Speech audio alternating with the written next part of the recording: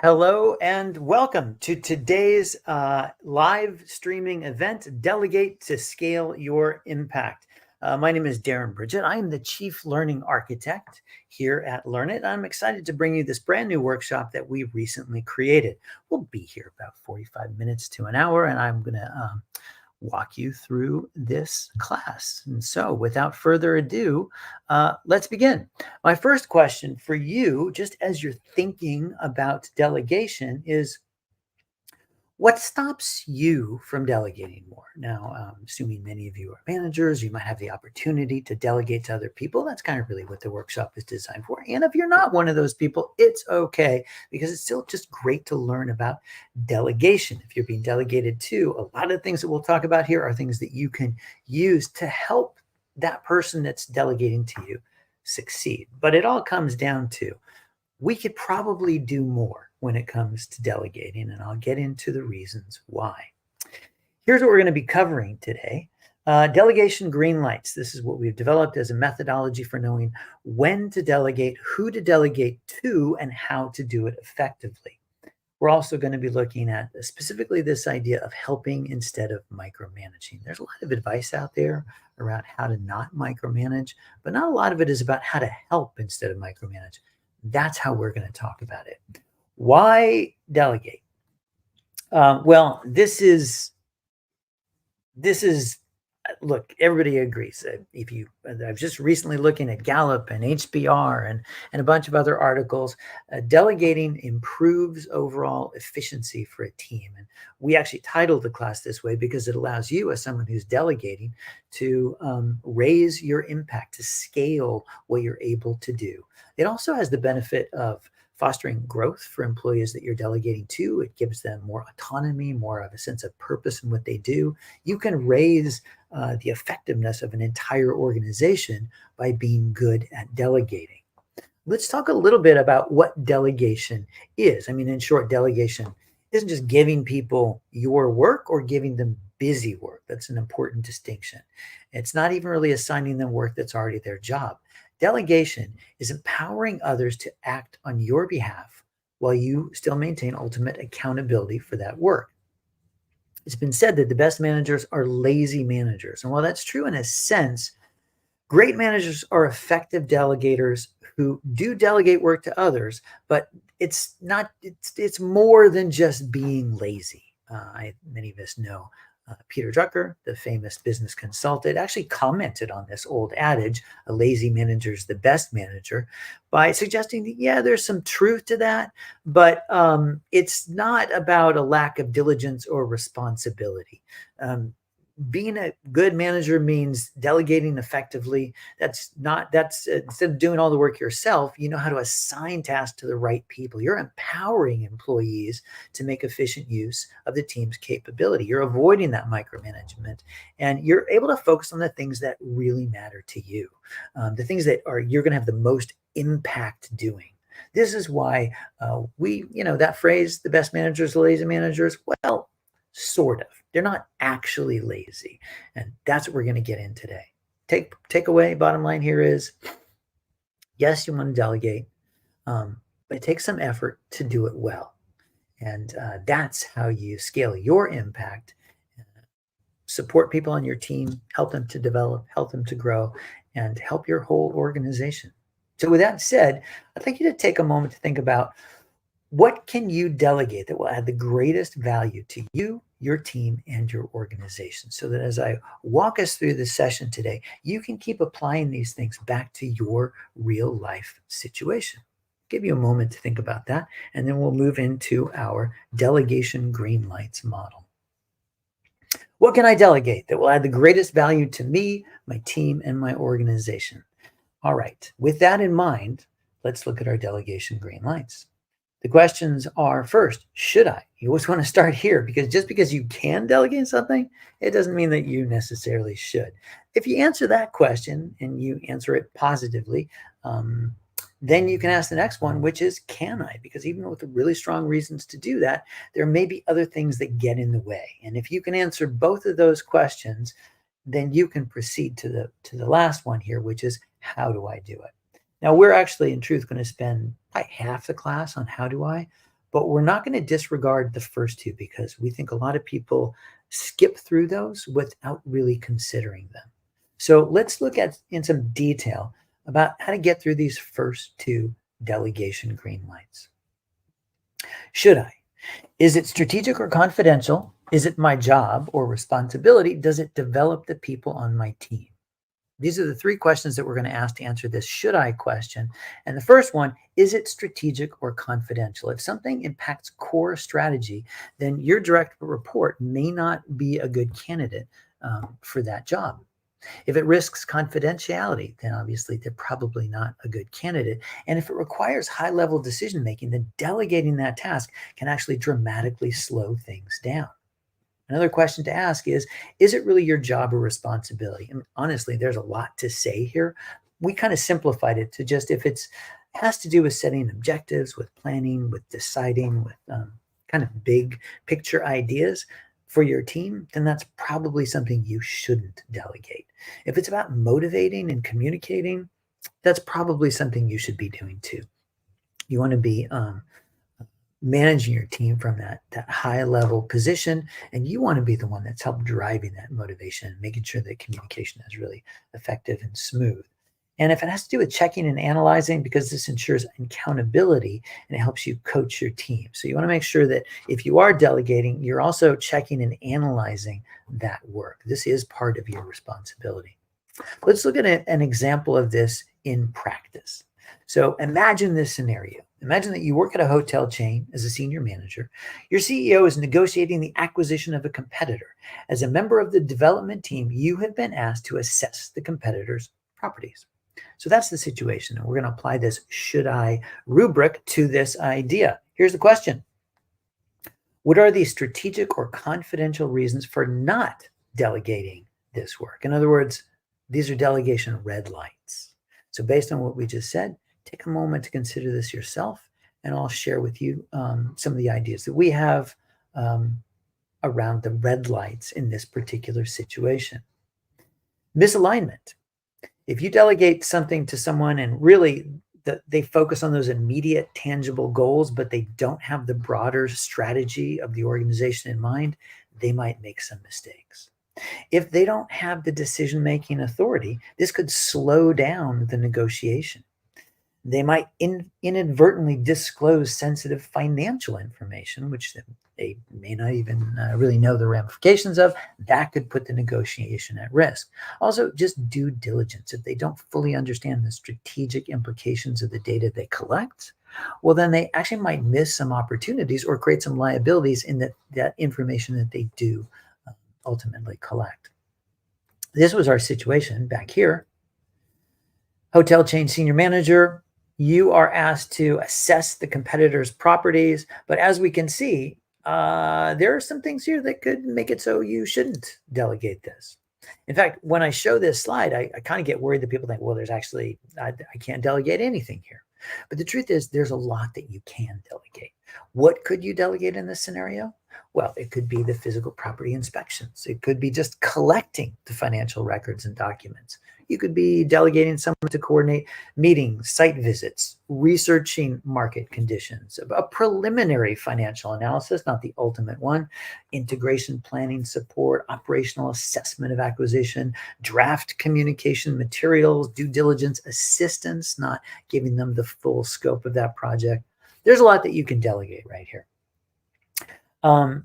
These are all things that can be safely and pretty much straightforwardly, if that's a word, delegated. So with that in mind, now I'd like you to take a moment to think about a real life task that you could delegate to a direct report. It could be something that you recently delegated, but take a moment to think about this list of questions here. Should I delegate this or should I not delegate this? What are my reasons? To just see if it lines up for you. I'll give you just a moment to consider that. Again, we want to keep bringing this back to your real life scenario. At Learn It, that's a pretty fundamental tenet of how we approach teaching. It always wants to be contextual to your real life situation. Okay, so we're considering this idea. Should I delegate? Is it strategic or confidential? Is it your job or responsibility? But there's another one on the list. You can also delegate meaningful projects. A lot of we just looked at were task-based things. Those can be pretty safely delegated, but you do want to find the opportunity to delegate meaningful projects because this is going to help develop the people on your team. You want to ensure that they can handle the task while still being challenged. So you want to hit that sweet spot of how much you're challenging with the task. It wants to ideally be something that aligns with their own personal goals in terms of what you're thinking about delegating to someone on your team. And then they need to see that there's going to be some positive impact with what they do. And frankly, this is always true when you're trying to motivate people on your team, is they need to be able to visibly see how what they're doing improves the condition of your organization. So if you can answer these three things, then you're looking at a should I delegation situation here. Does it develop the people on my team? Is it my job or responsibility? Is it strategic or confidential? If it is not strategic or sensitive, if it is not your job or responsibility, and if it does develop your team, that is a 100% proceed delegation green light situation. The next one is can I? And frankly, this is where it gets a little trickier. Who has the required skill and expertise? Do we have the time? Do they have the desire? The first one. Who has the required skills and expertise? Well, it's not a bad idea to do a skill inventory on your team. That's self-assessments, that's feedback from peers, that's your observation. You're using qualitative and quantitative data here to just have a strong sense about the skills and expertise of the people on your team. You can also look at past performance as an indicator. And if you're not 100% sure, here's a good little tip. Start them small. With something that you can gradually increase to give them the confidence to do this task and also to just double check if they're really up to it. Here's the one that is probably the most challenging for all of us in this day and age, and that is time. Do they have the time for me to give them this task or project? If you have options here, but the first question you're going to ask is, can you reprioritize their workload to create some time? Do you have time? Because again, the best managers when it comes to delegation aren't totally lazy. You still have to be involved in overseeing and monitoring this task or project, which is frankly a lot of times why people don't delegate, because they think it's easier to just do it themselves. Is there time for training? If this is going to require time to train, is there budget for it? Is there time for it? Okay, so this is a challenging one. Like I said, let's take a look at this in a little bit more detail. Take some time to consider that kind of a situation where you might be delegating to someone on your team, a situation where you feel like time is an issue. What are some of the things that you can do to mitigate that problem? And I've got a big list of things here on the side. You can leverage technology to speed things up. You can delegate authority, not just tasks, which is going to free up some of your time. And if it's possible, it's also going to support that person you just delegated to. It's going to empower them, give them more autonomy, and help develop them. Can you streamline processes? Can you improve time management? Can you reduce meetings? The 3 Ps of progress reporting is something that we teach when it comes to updating people about your progress. And that's a time booster. That's a way to be efficient when you're reporting on progress, which will save you time. Encourage a learning culture. This gets people into the mindset of constantly learning and being ready to adjust quickly to new tasks and kind of always be building their skills so that there's more opportunity for you to delegate to folks. Essentially, what we're asking here is, what can you subtract? How can you get creative to create a little more time for you and your direct reports to be a good delegator? I'm not saying it's easy, but there are things you can do rather than just give up or ignore the issue of having enough time to delegate. There was one last one. This connects actually to the last one in the should I, but know your team. Will this align with their interests and long-term career goals? Do the skills required align with what intrinsically motivates them? And if you're not sure, you can always ask. You can ask them directly if they're interested in this task or project. And with that, we're looking at our next delegation green light. Do they have desire? If they have the skills and expertise, that's looking good. If you both have the time, that is good. If they have the desire, you are ready to proceed. Now, at this point, we find that sometimes people have answered all those questions and they're looking at a green light. for both should I and can I, and yet they're still resistant. And there are a lot of reasons for this. And this is where you really want to take kind of a personal inventory of what might be in your way. And like, let's just recognize that there are real reasons for not wanting to delegate because it's tough. It means giving up what you like, which is control, and keeping what you don't like, which is accountability. That's not such an easy thing to do. And again, there may be reasons why you feel hesitant to do that. So this is kind of the most self-reflective, deepest part of the class. And frankly, when we do this in our trainings and we do it live 2 hours, this is a great moment of debate and discussion in breakouts. But we can do this right now too. I want you to think of a real life task or project that you could delegate, but you know that you're a little bit resistant to do that. It could be you just don't, it's a fear of losing control. Maybe you think you can do it faster. Maybe you think you do it better. Maybe you don't fully trust their ability. It's a concern of quality. Maybe it's simply habit or routine for you. It could be that you're afraid that they're going to do it better than you. It could be that you have a lack of time to train them. This is just a brief list. There really could be a lot of things that people have come up with as reasons that are holding them back. Some of those biases, confirmation biases, availability bias, you're just not thinking of them, or you have in your mind a bunch of ideas that are spooky and scaring you for doing this. What are those personal reasons that might be still holding you back? Giving you some time here to think about these things for yourself. In just a moment, we'll start pushing ahead into how do I, but don't let this one stop you. Why am I resisting? If there's something personal, definitely want to look at that. So we had some practical advice. We had some personal advice to address those first two concerns. Should I? Can I? If you answer those the way we talked about, then you're ready to proceed to how do I? This is a big one. Who? Clearly communicate what, why, and when, and then help instead of micromanage. So when it comes to the first one, who, you want to collect some data. What you don't want to do is just pick the first person who happens to walk by your office. And I say that metaphorically because many of us are not in the office anymore doing that. But you want to give yourself some data to make this decision from. So start with what criteria matters most when choosing between candidates. Who should I delegate this to? Consider those long-term implications on team dynamics and project success, and use a framework. Make a balanced decision by using some sort of decision-making framework. Let's take a look at an example of what this looks like. And I want to suggest that there are many different ways that you can use a framework or a formula to assess who you could give this task to. We'll share one right here, which is, first off, here's the kind of sample criteria that you might be looking at.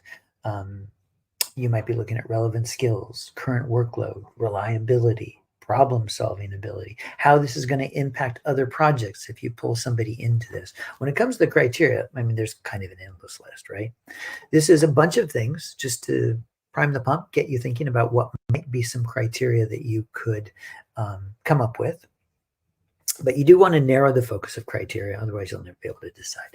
So in our example right here, we just assumed, okay, these are the important criteria, and in order to decide, we are going to use a decision matrix.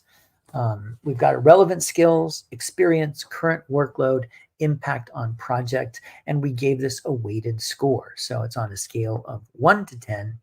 And we started off with person A, person B. We were going 8, 7, 6, 7. And we ended up with, after weighting our scores, with something that looks like we should probably choose person B. Now, you don't need to use a decision matrix like this one. You can also use cost benefit. You could use a SWOT analysis, a decision tree, impact analysis, or just a simple pros cons list. Really, the big takeaway, the big recommendation here is put some thought into who you're going to choose and try to use some data, not just your intuition.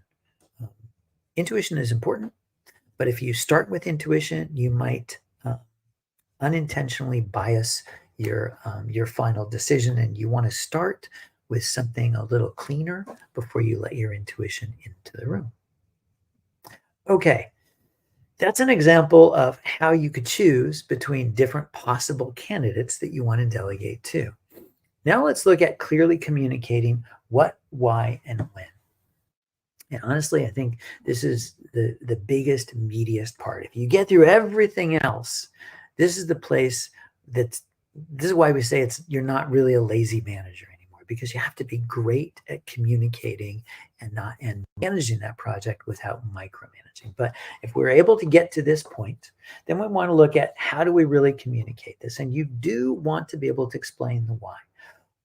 There's a few reasons for this. One is it's going to be motivating to the employee if you can explain a good, clear why, something that pulls them forward as they do this task or project that you have assigned to them. But it's also going to help them understand how to get to results, not just do check boxes. This is going to give them the big picture view so that they're more empowered to have autonomy and make good decisions as they try to produce a good result, not just check a bunch of boxes.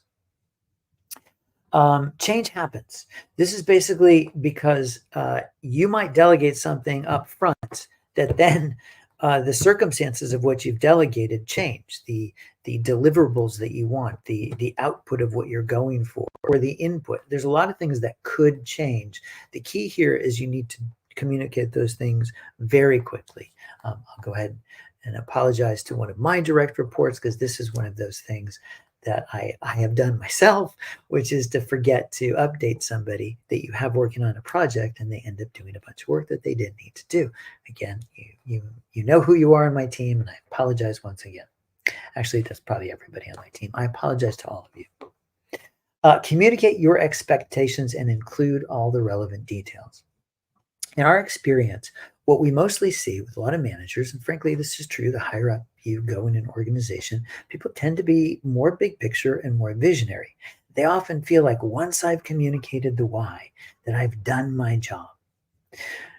But the truth is, if you talk to the people that are being delegated to, and you have that assumption, like you probably want to know why it matters and how it's going to help your career and all this really valuable stuff, what they'll tell you is, no, what I want to know is the details. I want to make sure that I know exactly what it is that you expect of me, so that I can deliver exactly what you're asking for. And sometimes when we delegate, we don't want to get into the details enough to communicate them effectively.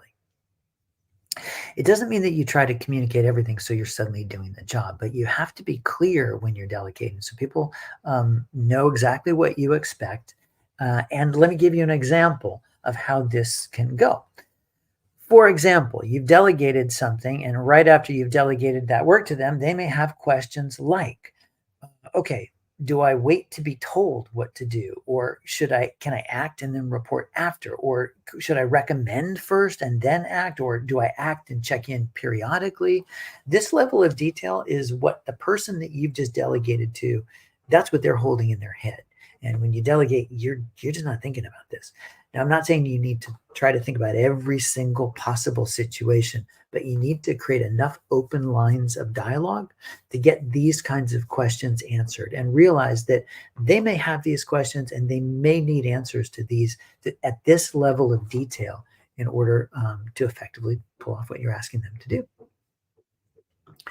So, let's do a little quick questionnaire.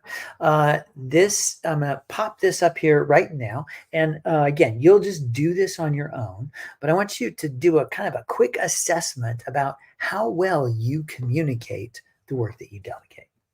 So when delegating, I want you to answer this question for yourself. When delegating, I'm very clear about the task or project objectives, priority levels, and deadlines.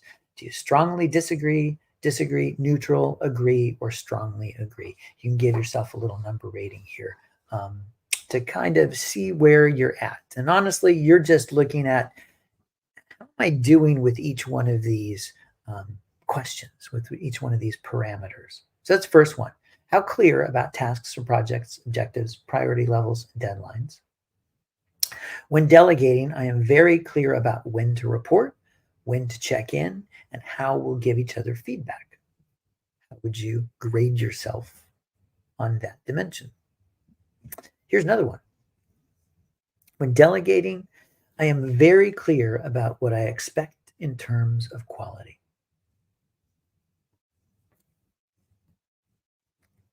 When delegating, I'm very clear about the decision-making authority they have for the task or project. And again, I want you to think about both from your point of view and from their point of view. Now you're guessing about their point of view, but I want you to consider that here. What would they say? And frankly, if you feel like there's a big disconnect there, that's something to pay attention to. I'll go ahead and share for me. Here's the last one. When delegating, I am very clear about constraints like budget and resources. When it comes to building these classes, one of the intuitive decision makers we use, myself and the other people on my design team, is, does this work for me? Am I getting benefit out of this class? And this questionnaire right here has inspired me to certainly improve my own delegation skills.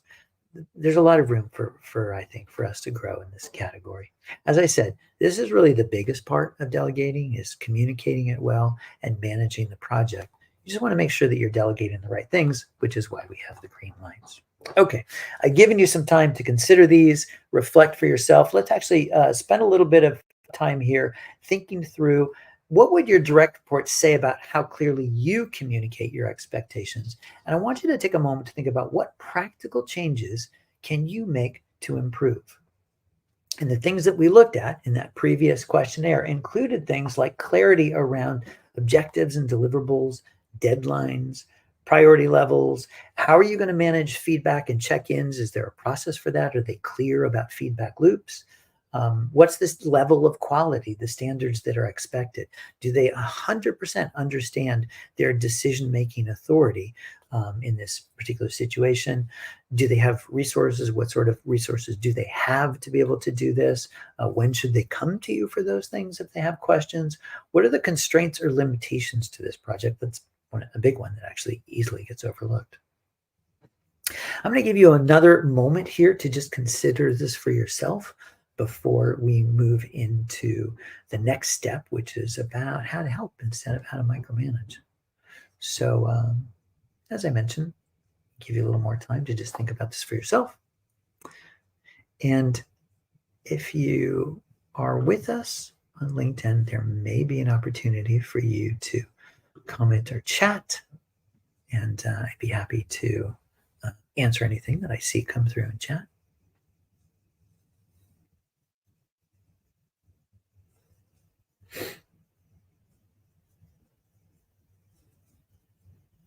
All right, let's move ahead. So here we are into delegation green lights. This one is how to help instead of micromanage. And this is explaining what, not how. Again, this is that idea of giving them some of that freedom and that autonomy to think through the how. This is a very important recommendation that helps give the person being delegated to that autonomy. You want to focus on what matters. Focus on substantive issues, not just stylistic issues when assessing their work. This is a tough one. This, I think, relates to where we got into the personal level, where you're making your assumptions about what you think is the right way to do something. This is all about not focusing on what your version of the right way is to do something, and it's helping you stay focused on the results that you're trying to get, and not worry too much about how, or things that are just very subjective and stylistic. That could be how somebody manages a project, or what the ultimate report looks like that you had them write, or whatever it is. I'm not saying that there aren't objective standards, but you don't want to confuse style with quality. Be aware of upward delegation. This is an interesting one. If you've gone ahead and delegated work to someone and they come to you asking for help solving a problem, that's totally fair. You want them to have that freedom. But what you want to try to avoid is to ask what their recommendations are first before you go ahead and jump in and immediately solve the problem for them. That's going to be hard for you to do. It's hard for all of us to do because all day long what we're hired to do is solve problems and solve them quickly. But this is a coaching moment. Otherwise, what you end up doing is you fall prey to this upward delegation phenomenon where they're letting you handle all the real decision making. And it's sort of like you're just doing the job yourself. So beware of upward delegation. People should come to you with problems or challenges, absolutely. But see if you can make a strong mental note for yourself and develop a habit of asking for their recommendations and their ideas first before you jump in and immediately solve that problem. Okay, micromanaging. Here are 3 signs of micromanaging. You fixate on the details, the nitty gritty. This is going to overcomplicate things and slow them down. So, for example, instead of simply asking for the previous month's invoices, you dictate the format in which it's delivered, the order in which the information is organized, and you provide the raw data. This is getting too far into the details. Or you create roadblocks. Frequent check-ins, updates, approvals, and it all needs to flow through you. If you're that bottleneck, then this is going to be a problem and it's going to really undermine the value of delegating in the first place. So rather than having your employees send information to the appropriate parties directly, you review what they'll write and you'll draft emails with or for them. Now, again, you need to have some flexibility here in terms of what their skill level is, but this is why we have the green lights. Did you choose the right person in the first place? If you feel like you need to go in and manage every element of this, then you're not delegating effectively, and you may have actually chosen the wrong person for this task anyway. You think you're more capable. This is you impose your own ideas and expectations into the process. And this limits the opportunity for creative solutions. You don't get the benefit of the diversity of their opinion. Instead, it always just falls to you. In that case, you're no longer a high potential team because now it's really just you and your ideas being reflected throughout the organization instead of what that person can bring to this process. That's why you want to give them some power and some autonomy. An example here would be most of your brainstorming meetings result in some version of your own idea being chosen rather than your employees' ideas. I'm going to say that one more time. Most of your brainstorming meetings result in some version of your own idea being chosen rather than your employees' ideas. That is a sign that you are micromanaging and that you think you're more capable. Your employees sniff it out, and you really just get a reflection of you everywhere. That's not a reason to hire a strong, diverse team, which we really think everybody should be doing. Okay, let's look at what you can do about this. Help instead of micromanage. This is a tough one. I'll say, I feel like I've said that a few times, but I think this is a tough one, especially if you've ever had teenagers. Often when we give somebody a task, kind of the opposite of under communicating is we want to over communicate every possible problem or roadblock that they could run into. You think you've done it yourself, you're an expert in this, and you're communicating to them what to watch out for, and you give them an overwhelming amount of information. The problem is they won't remember it. They won't really be ready to hear it. It won't work. The idea here is, for sure, you want to alert people to big constraints and limitations, things like that. But if you try to provide too much help, instead of waiting for that moment when they're actually in the middle of a challenge, they won't hear it. So you want to be ready to time your help.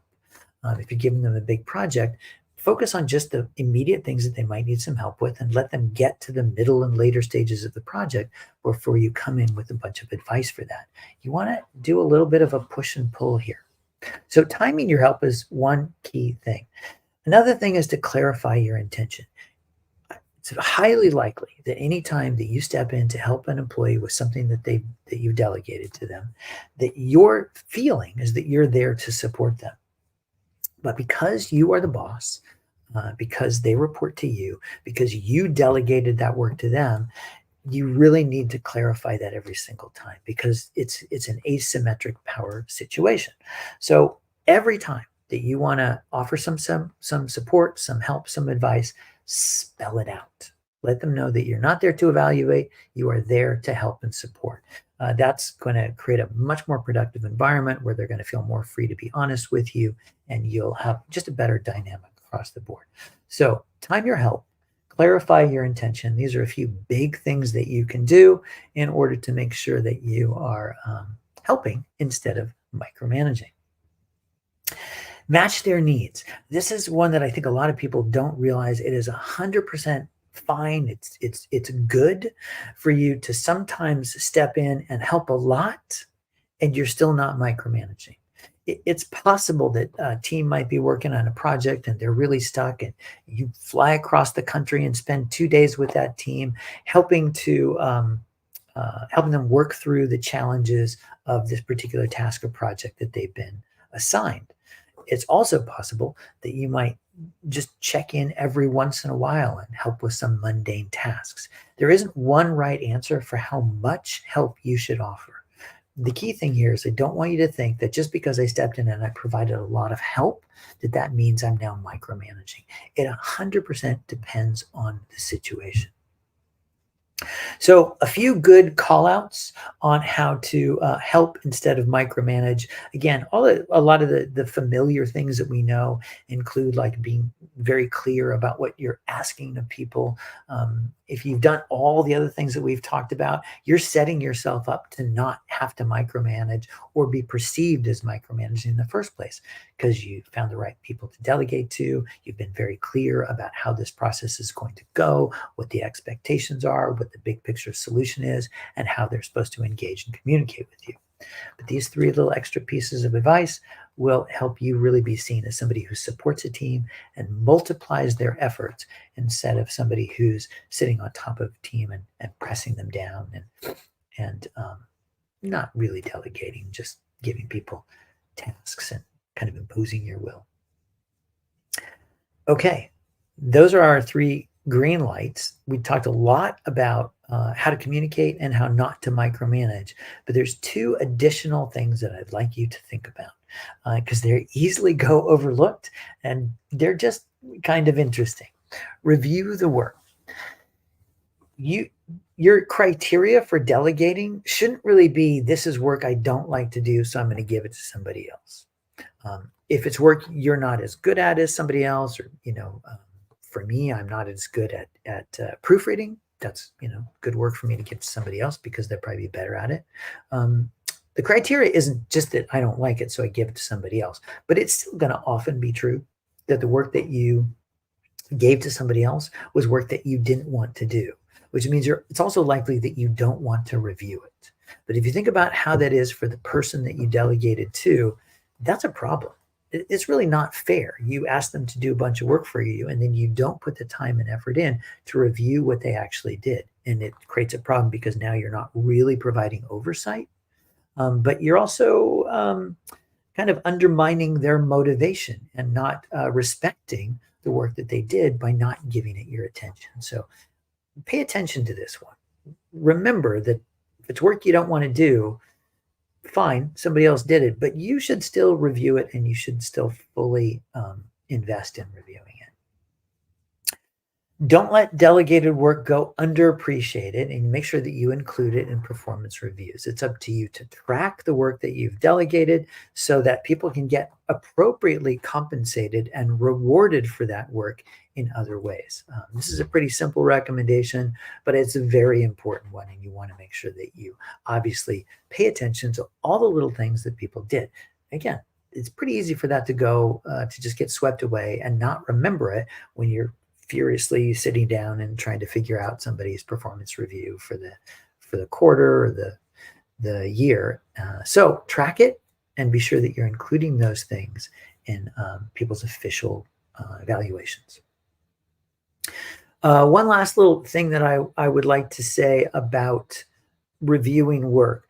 When you're giving feedback on work that people have done for you, and you've delegated that work so that you can do other work and scale your impact, you're going to feel this pressure to not spend a lot of time on it because you delegated it, right? And that's fair. You want somebody else to do that work. But you probably, well, probably, I don't know. Certainly for me, this is true, and I've seen a lot of other people do it as well. You need to become familiar enough with the work before you offer advice on it. So this is actually related to feedback. You can't give feedback on work that you don't really understand. The amount of time that you're going to have to spend understanding the work that people give you to review is often more than we put in. Don't jump at feedback, and that's certainly true with the work that you delegate off to other people. Spend the time when they give it to you to make sure that you understand what they're doing and you can give effective feedback. All right, now that we've done all that and you've had a chance to look at your own green lights and red lights, you've had a chance to look at how you personally communicate, you've had a chance to think through all the obstacles that might stop you from delegating, and you hopefully feel like you have a roadmap for how to be a good delegator, so you'll have more confidence going out into the world and applying these methodologies. I want you to think farther ahead, out into the future.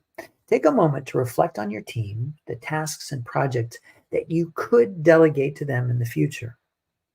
This is important because you're in more of a position to know where the company is going, what the future strategies are. So predict into the future. Right now, we've just been looking at what's immediately in front of you that you could delegate, or maybe something that you've already delegated that you could improve and do a little bit better. Now let's look even farther into the future and start thinking about what new skills or training or resources will the people on your team need in order for you to delegate to them, not just tomorrow, but 6 months from now or a year from now, and start planning for that now.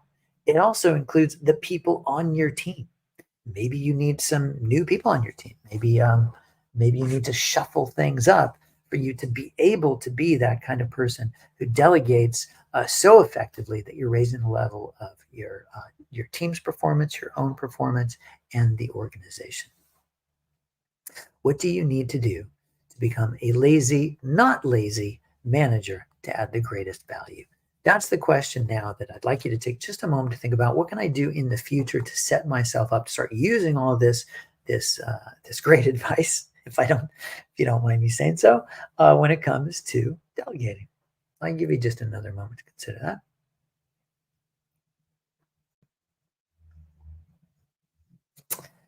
Well, here's what we looked at. Delegation green lights. Should I? Is it strategic or confidential? Is it my job or responsibility? Does it develop the people on my team? If it's not strategic or confidential, if it's not your job or responsibility, and if it does develop the people on your team, you can proceed to the next question, which is, can I? Is there somebody on my team that has the required skill and expertise? Do we have the time, and can we make the time, even if it looks like at first glance maybe we don't? And then do they have the desire? That's going to make it much easier to choose. Who should I delegate this to, assuming you have options there? And then we spent a lot of time looking at how do I, who, and use some sort of framework. It's okay to use some intuition, but don't start with your intuition. Give yourself some sort of methodology for choosing between people who's going to be the right person. Clearly communicate the what, why, and when. There's a lot that goes into communicating effectively, but hopefully you have a little bit of insight on where you can grow and improve. You can always ask your employees too, your direct reports, how can I best communicate this clearly to you so that I set you up for success? That's an easy question to ask, and you keep that feedback loop open, and you can work on improving your communication, because sometimes you just don't know what you don't know. That's okay, but you need to find out, so you're doing a good job. And then we looked at how to help instead of micromanage. And that's both to be somebody who is helpful. You're prepared. You understand what you're looking at. You match their needs in the moment that they need it. And you're giving them an appropriate level of help when the time comes. And you're also somebody who's going to be perceived as helpful because you're thinking about it from their point of view, and you're doing things like calling out that I'm here to help. I'm here to advise. This is not an evaluation. Those are your delegation green lights.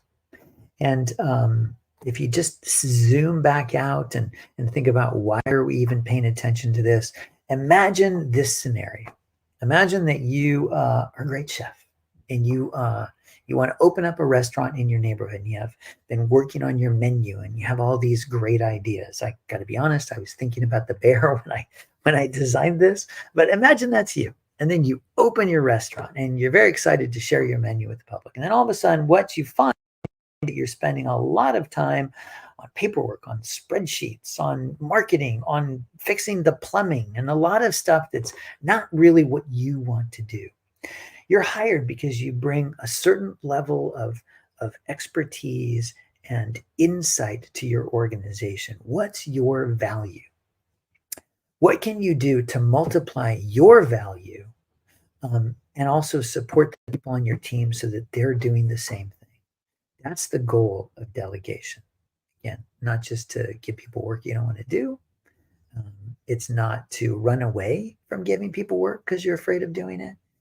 To multiply value for you and your team. If you do it well, it's a benefit for everybody. Here are some actions that you can take. Reach out to someone you've delegated to in the past and ask them for feedback, and frame it this way. Ask them to give me advice for the future. If you go to somebody that you delegated to, especially somebody that reports to you right now and is on your team, and say, can you give me some feedback about delegating? In their head, they're going to think, well, that sounds a little spooky. I wonder how honest you want me to be. That's hard to do. A simple change is to just phrase it differently. Frame it as, can you give me some, you've seen me delegate and I've delegated some work, before and to you. Can you give me an advice for the future? What can I do in the future to improve my delegation skills? That's an easier bar for them to climb over to give you more honest feedback. Then whatever their feedback is, put that into your improvement plan, your delegation improvement plan, which I hope given this 45 minutes that we've spent, you've already started building for yourself.